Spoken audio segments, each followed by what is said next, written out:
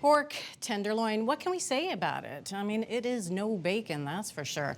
It's mild flavor. It's got a little bit of fat, but not a lot. So it's lean and it can dry out. But Becky's here and she's gonna turn all of this on its head. She's gonna show us pork tenderloin that's juicy, flavorful, and fork tender, right? I promise you it's gonna be so good. The tender's already built in, right? It's a tenderloin. It is very tender. All right. But we're gonna handle all the other issues as well. Excellent. And it's actually very simple. Great. The key is to use 2 cooking methods. First, we'll cook the pork in a low temperature oven, nice and slow. Then we'll transfer it to the stovetop for a quick sear. Okay, sounds good. So I have 2 1-pound tenderloins here. And when you're shopping, you want to look for tenderloins that are evenly sized so that they'll cook at the same rate. And we also prefer unenhanced pork. Enhanced means that the pork has been injected with a saltwater solution. Right, it's similar to brining. They've done it there, and it's seasoned through, but it can be a little webby, almost spongy, right? Yeah, kind of that spongy texture, sort of ham-like. Right. Not crazy about it. So this is unenhanced. And I'm going to pound the meat a little bit so that I can create a nice flat surface area, and that'll help me get better browning. So I'm pounding them 1 inch thick here, just a little bit, not to go crazy. But that looks good. I'll do the other one here. And I think we just about have it there. So this will serve 4 people. I'll cut this into 4 steaks. So I'm gonna season each one with about a ½ teaspoon of kosher salt here, both sides, and now we'll do 1/8 of a teaspoon of pepper on each steak.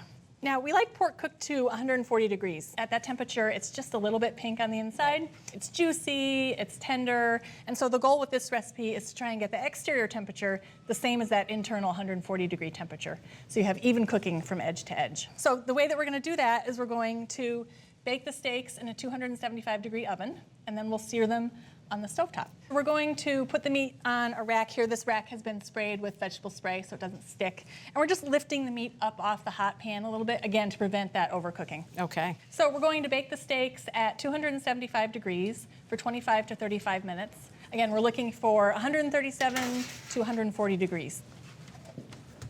So the pork is in the oven, it's just about done. And while it finishes cooking, I thought we'd make up a nice scallion-ginger relish to go with it. That sounds great. Yeah, really good. It's nice and bright. It'll complement the mild flavor of the pork. So I have a 1/4 cup of vegetable oil heating up on the stove. Okay. Just want that to shimmer a little bit. Let's start with 2 teaspoons finely grated ginger. Oh, love fresh ginger. Oh, I do too, and really nice with the scallion. It's a great combination.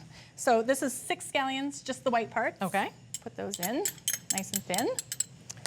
And ½ teaspoon of lime zest in there.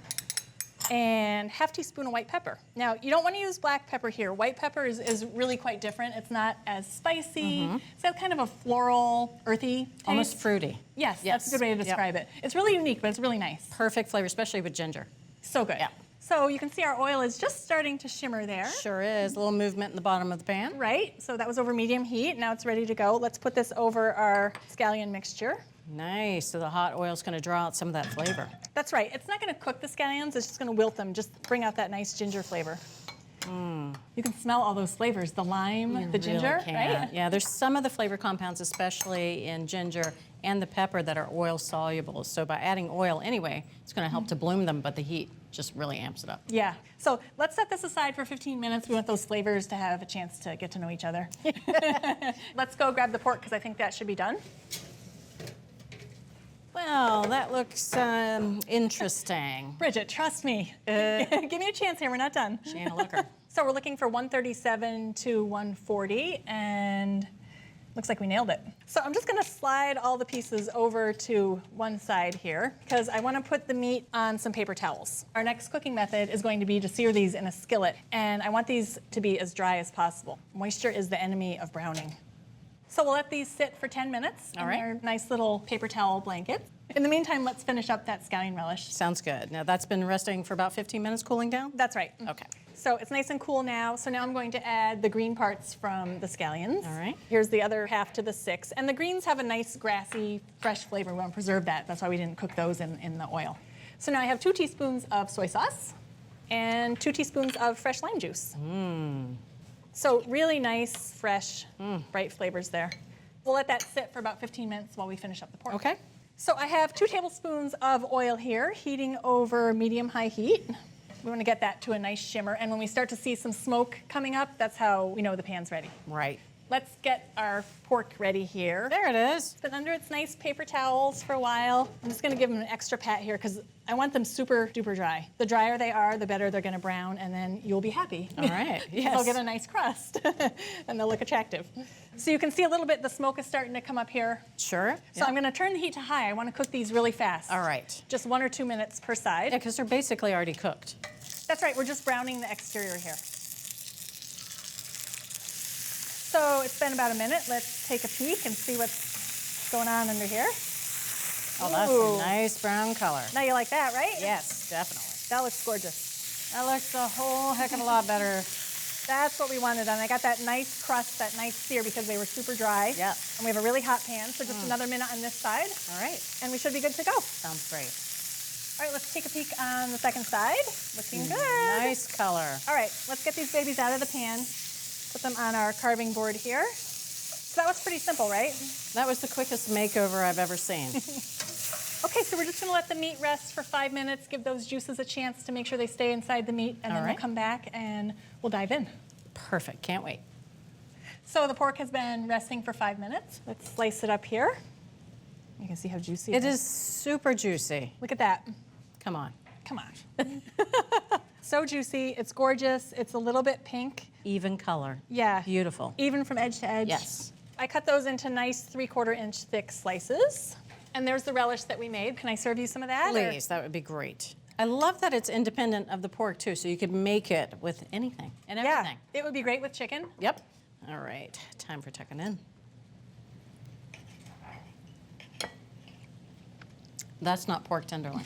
You switched out something else for pork tenderloin. Is that not the best, seriously, the best pork tenderloin?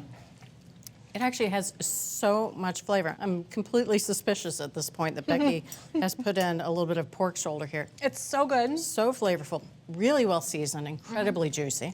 The relish is so bright, citrusy, the ginger, the scallion. Becky, thank you. You've changed pork tenderloin for me, and I'm sure everyone out there. My pleasure.